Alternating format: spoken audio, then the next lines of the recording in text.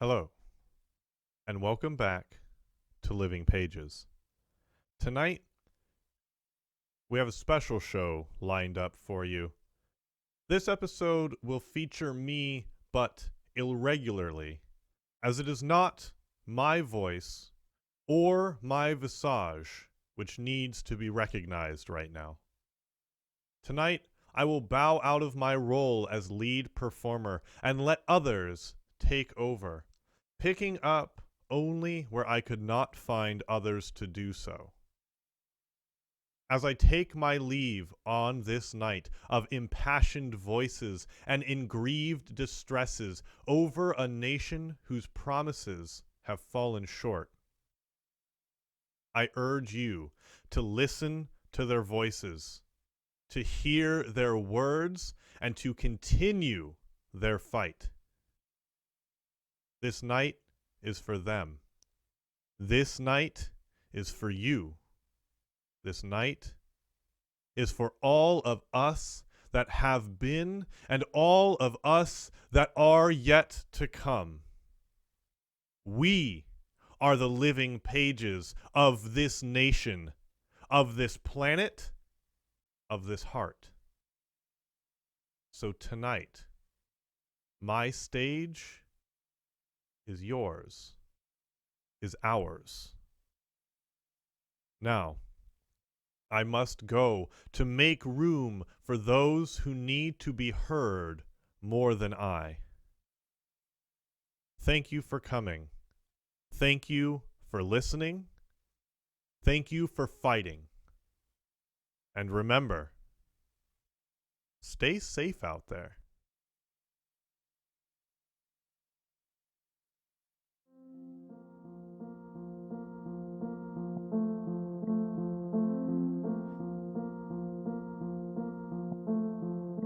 I just want to say, can we all get along? Can we get along? The difference between poetry and rhetoric is being ready to kill yourself instead of your children. I am trapped on a desert of raw gunshot wounds, and a dead child dragging his shattered black face off the edge of my sleep.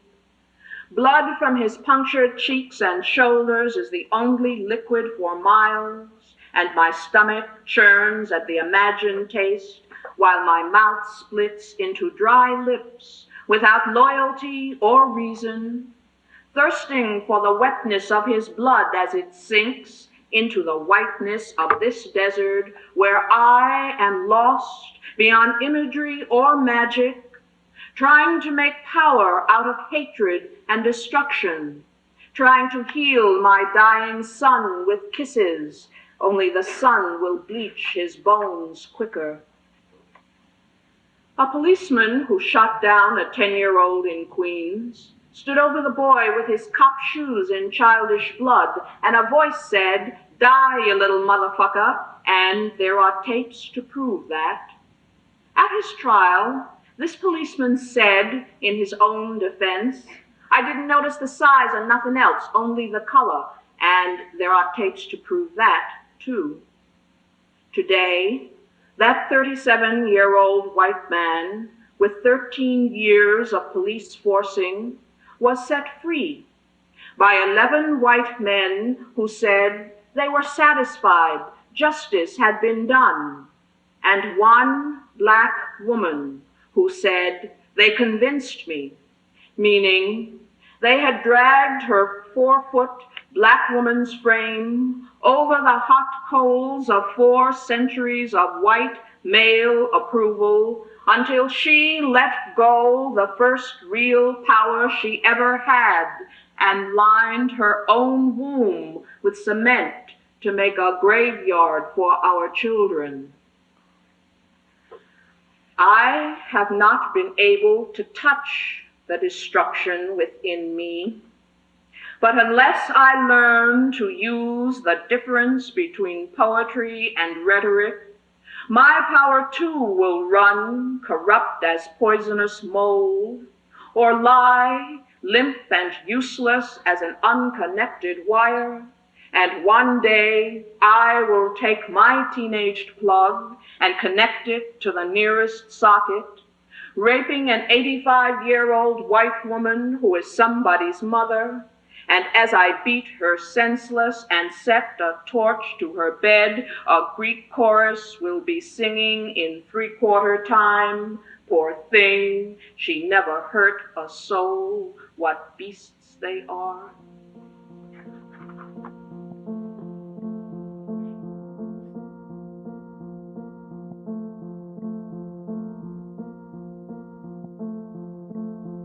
You may shoot me with your words. You may cut me with your eyes. You may kill me with your hatefulness. But still, like life, I'll rise.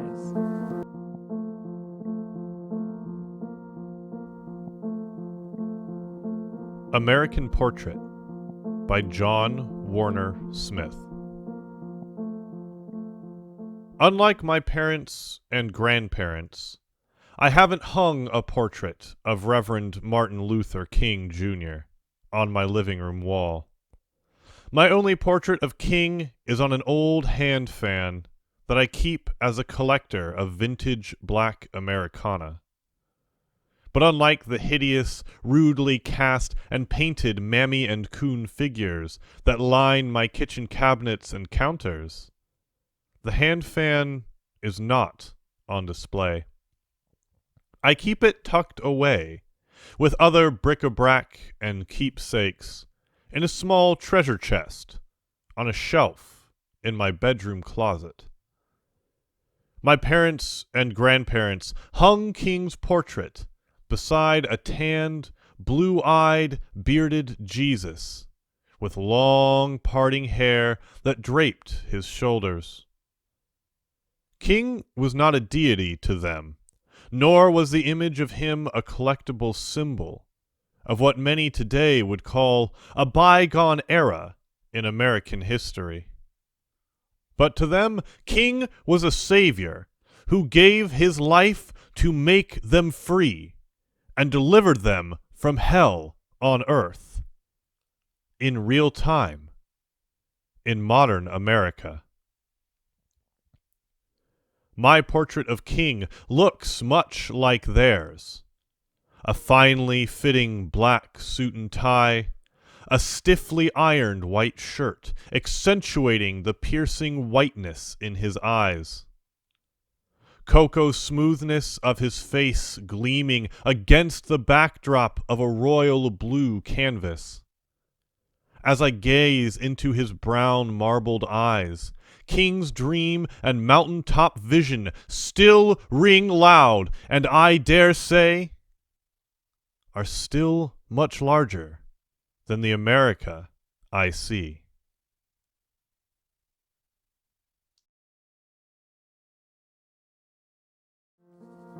I refuse to accept the view that mankind is so tragically bound to the starless midnight of racism and war that the bright daybreak of peace and brotherhood can never become a reality.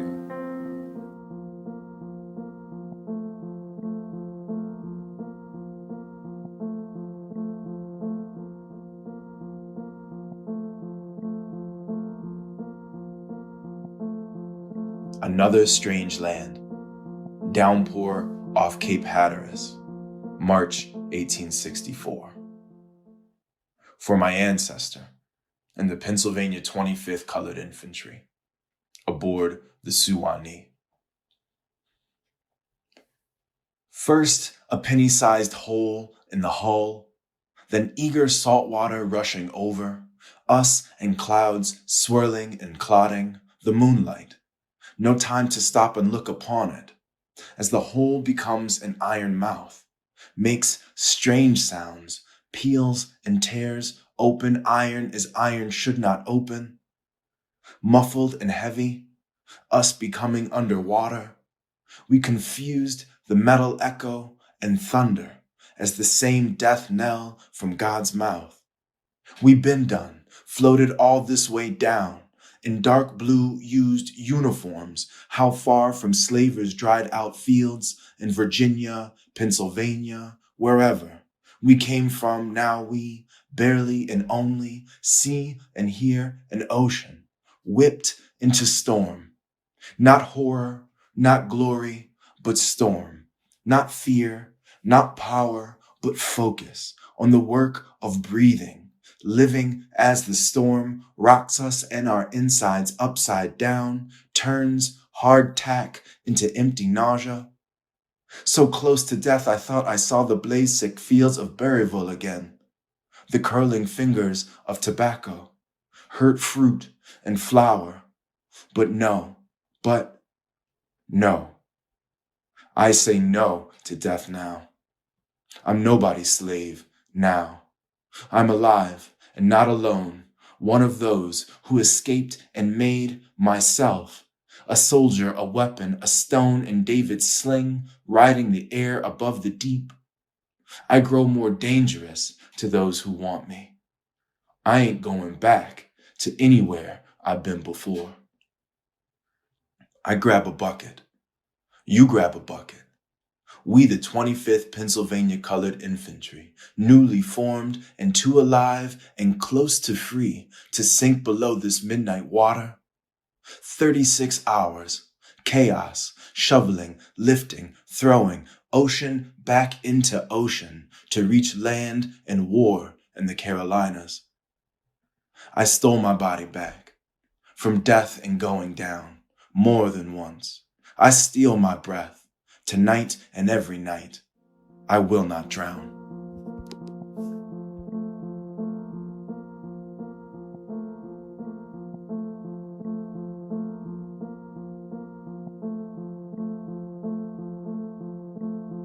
We declare our right on this earth to be a man, to be a human being, to be respected as a human being, to be given the rights of a human being in this society, on this earth, in this day, which we intend to bring into existence by any means necessary.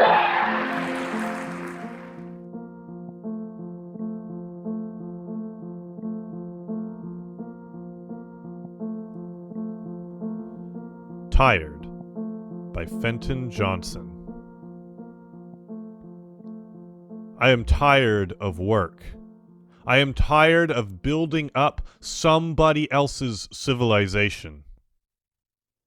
Let us take a rest, Melissy Jane. I will go down to the Last Chance Saloon, drink a gallon or two of gin, shoot a game or two of dice, and sleep the rest of the night on one of Mike's barrels. You will let the old shanty go to rot, the white people's clothes turn to dust, and the Cavalry Baptist Church sink into the bottomless pit. You will spend your days forgetting you married me, and your nights hunting the warm gin Mike serves the ladies in the rear of the Last Chance Saloon.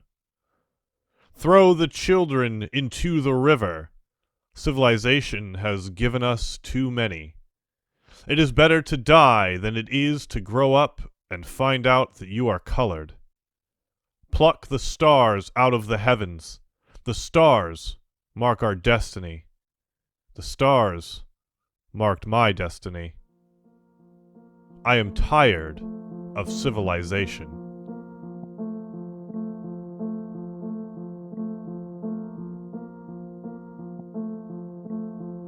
Change will not come if we wait for some other person or if we wait for some other time. We are the ones we've been waiting for.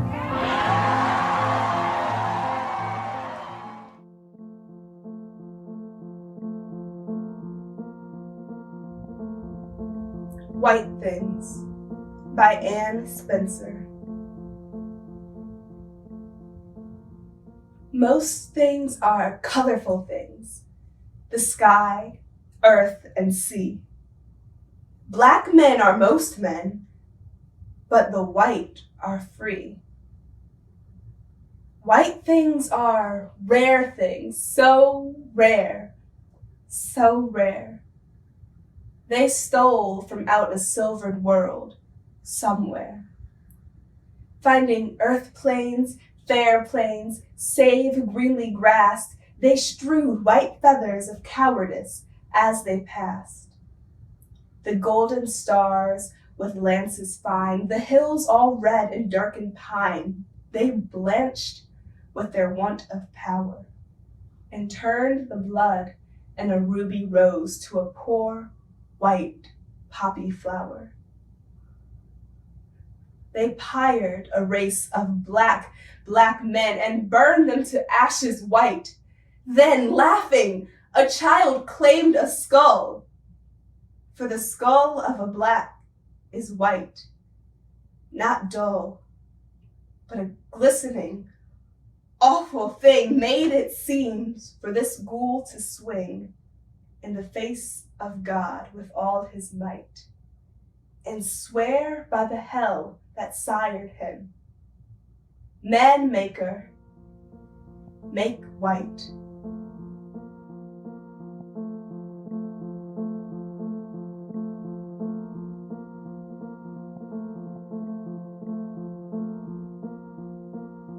For those who marched, and for those who prayed, and for those who sang and bled, and for those who believed, and for those who died, I stand as 10,000 to the 10th power.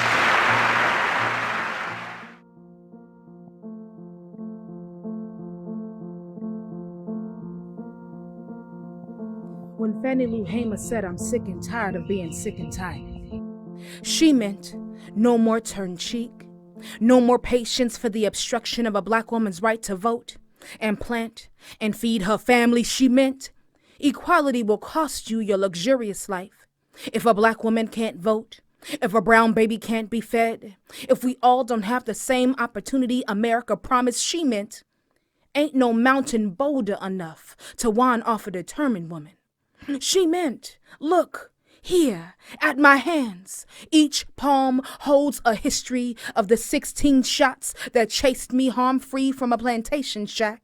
Look at my eyes. Both these are windows, these little lights of mine. She meant nothing but death can stop me from marching out a jail cell, still a free woman. She meant nothing but death can stop me from running for Congress. She meant no blackjack beating will stop my feet from working and my heart from swelling and my mouth from praying. She meant America. You will learn freedom feels like butter beans, potatoes, and cotton seeds picked by my sturdy hands. She meant, look, Victoria Gray, Anna Devine, and me in our rightful seats on the House floor. She meant until my children and my children's children and they, babies too, can march and vote and get back in interest what was planted in this blessed land. She meant I ain't stopping America. I ain't stopping America. Not even death can take away from my woman hands what I've rightfully earned. If he were made to realize how black people really feel and how fed up we are without that old compromising sweet talk. Stop sweet talking him. Tell him how you feel. Tell him what kind of hell you've been catching, and let him know that if he's not ready to clean his house up, if he's not ready to clean his house up, he shouldn't have a house.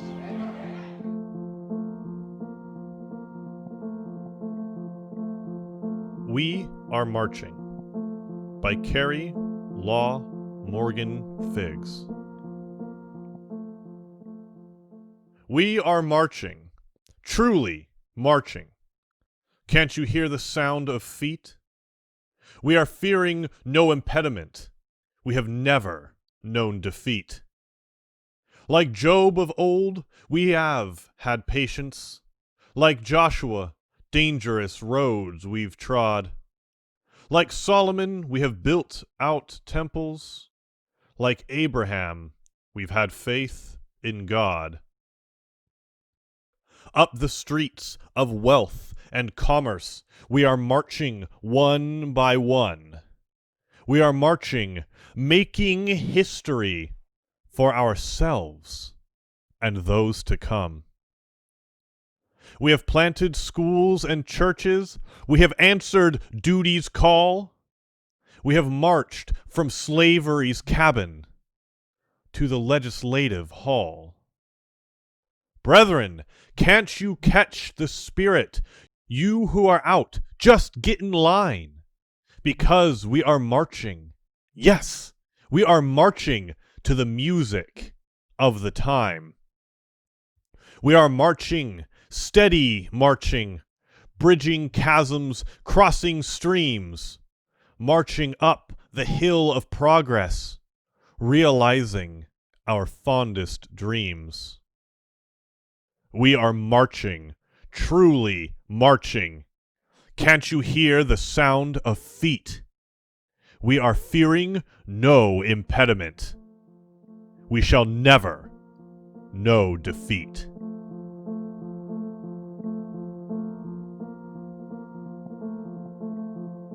There's a social contract that we all have, that if you steal or if I steal, then the person who is the authority comes in and they fix the situation. But the person who fixes the situation is killing us. So the social contract is broken.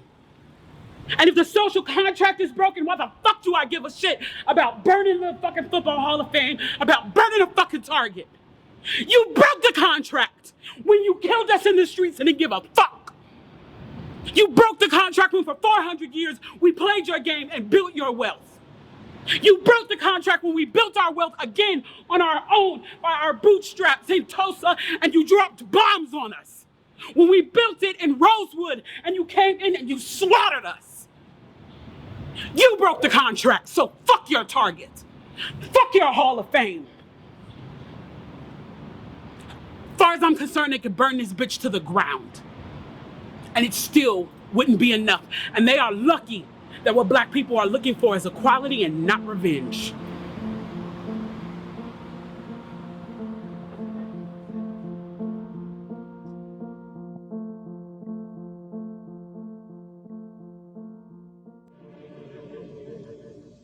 At this time, I have the honor to present to you the moral leader of our nation. I have the pleasure to present to you Dr. Martin Luther King, Jr.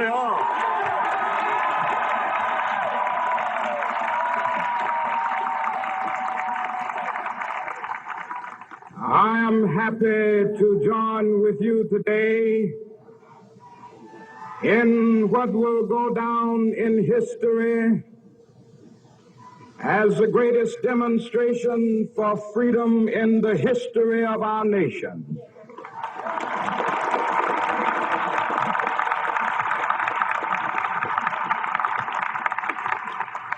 Five score years ago,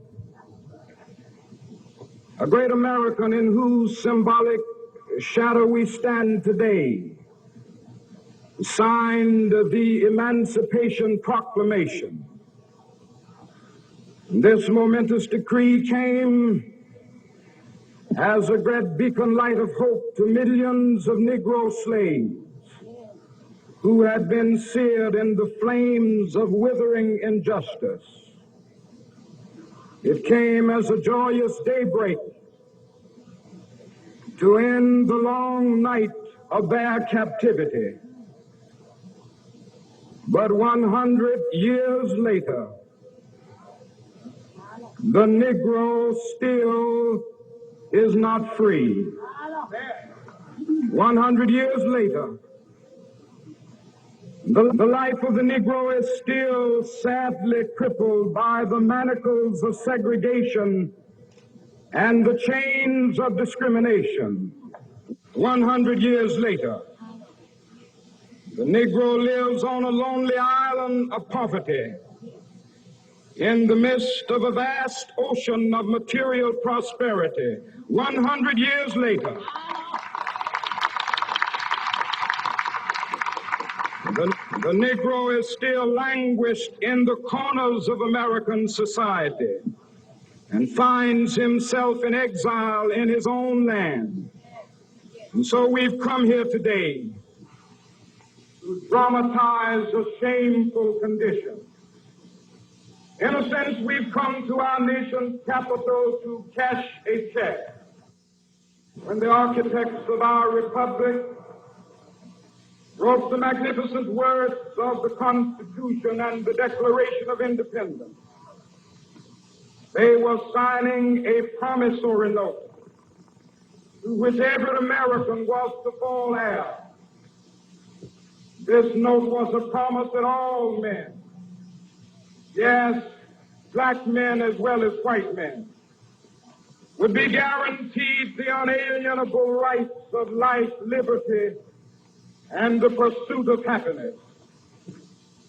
It is obvious today that America has defaulted on this promissory note insofar as her citizens of color are concerned. Instead of honoring this sacred obligation, America has given the Negro people a bad check, a check which has come back marked insufficient funds.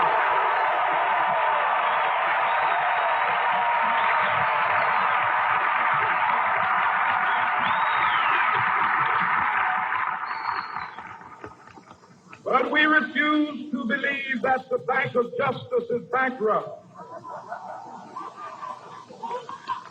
We refuse to believe that there are insufficient funds in the great vaults of opportunity of this nation. So we've come to cash this check, a check that will give us upon demand the riches of freedom and the security of justice.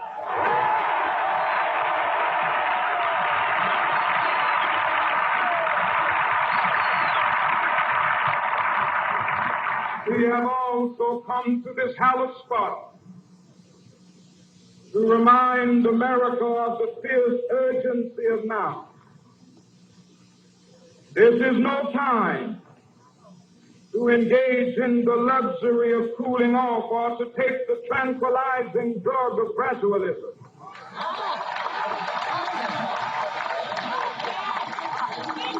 Now is the time to make real the promises of democracy. Now is the time to rise from the dark and desolate valley of segregation to the sunlit path of racial justice. Now is the time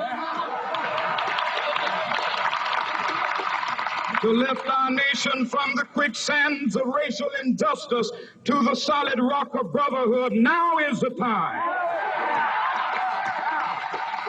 to make justice a reality for all of God's children.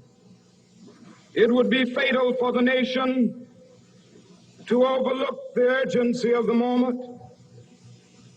This sweltering summit of the Negro's legitimate discontent will not pass until there is an invigorating autumn of freedom and equality. 1963 is not an end, but a beginning. Those who hope that the Negro needed to blow off steam and will now be content will have a rude awakening if the nation returns to business as usual.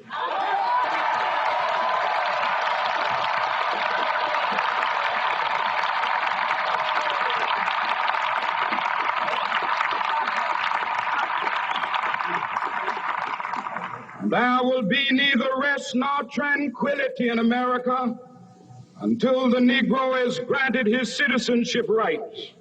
The whirlwinds of revolt will continue to shake the foundations of our nation until the bright day of justice emerges. But that is something that I must say to my people who stand on the warm threshold which leads into the palace of justice. In the process of gaining our rightful place, we must not be guilty of wrongful deeds.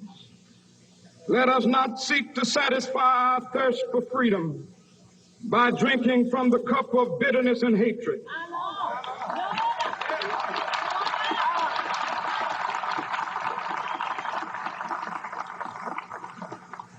We must forever conduct our struggle on the high plane of dignity and discipline. We must not allow our creative protests to degenerate into physical violence. Again and again, we must rise to the majestic heights of meeting physical force with soul force. The marvelous new militancy which has engulfed the Negro community must not lead us to a distrust of all white people. For many of our white brothers, as evidenced by their presence here today, have come to realize that their destiny is tied up with our destiny.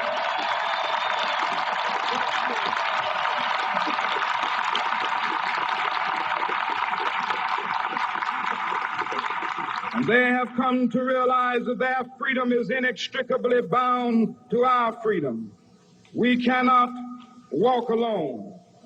And as we walk, we must make the pledge that we shall always march ahead. We cannot turn back. There are those who are asking the devotees of civil rights, when will you be satisfied? We can never be satisfied as long as the Negro is the victim of the unspeakable horrors of police brutality. We can never be satisfied as long as our bodies, heavy with the fatigue of travel, cannot gain lodging in the motels of the highways and the hotels of the cities.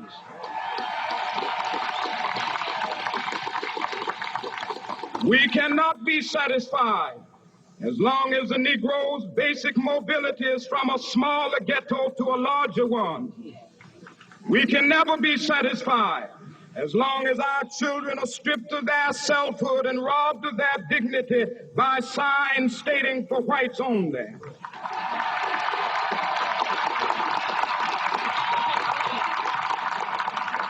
We cannot be satisfied as long as a Negro in Mississippi cannot vote and a Negro in New York believes he has nothing for which to vote.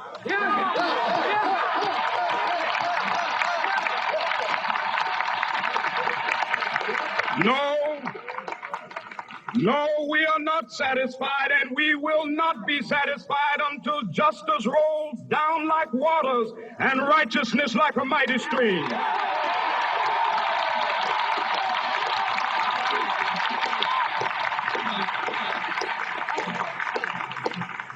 I am not unmindful that some of you have come here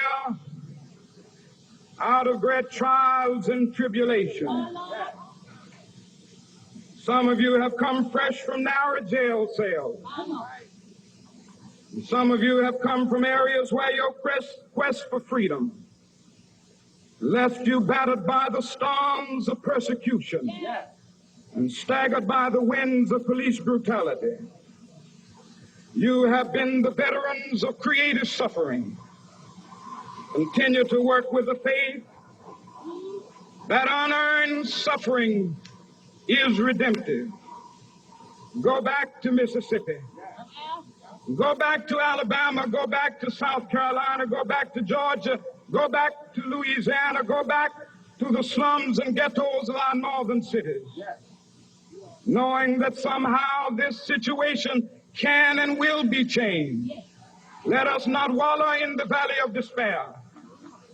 I say to you today, my friend,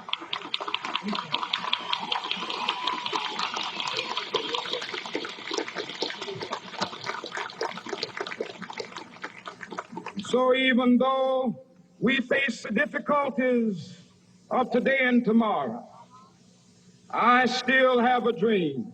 Yes. It is a dream deeply rooted in the American dream. I have a dream that one day this nation will rise up and live out the true meaning of its creed. We hold these truths to be self-evident, that all men are created equal.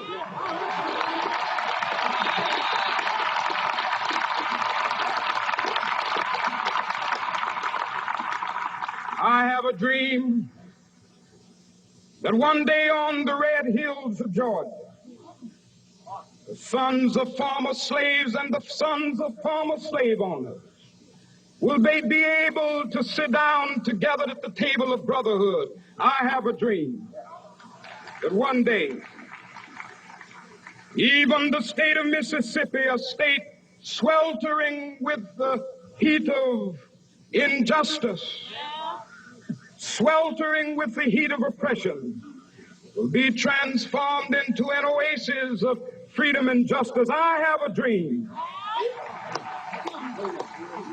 that my poor little children will one day live in a nation where they will not be judged by the color of their skin, but by the content of their character. I have a dream today.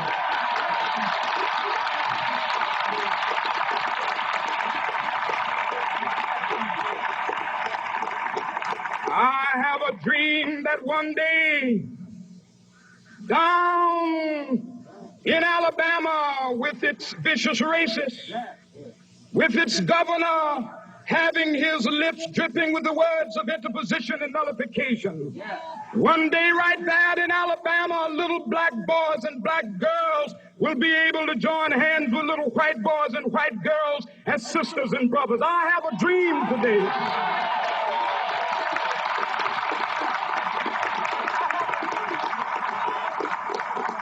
I have a dream that one day every valley shall be exalted, and every hill and mountain shall be made low. The rough places will be made plain, and the crooked places will be made straight, and the glory of the Lord shall be revealed, and all flesh shall see it together. This is our hope. This is a faith that I go back to the South with.